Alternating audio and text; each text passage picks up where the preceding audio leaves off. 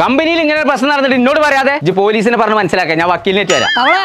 ആ എന്തേ പണി പറ്റിച്ചു കോയെ എന്റെ പണി തെച്ച നോക്കേ. എന്റെ വരവണ്ണപ്പ തന്നെ അറിയാം. കായ് കടഞ്ഞു ചോദിച്ചാൽ ഇതിപ്പോ എത്ര ആയി വലിയ കണക്കുണ്ടോ? റജബ് മാസം വന്നു കഴിഞ്ഞാൽ 71 തൈഞ്ഞു തവളെ. ഈ പോക്ക് പോവാണ് ഇജ്ജ് റജബ് തയക്കൂല. അന്റെ അടുത്ത് പൂത്ത കായില്ല കോയെ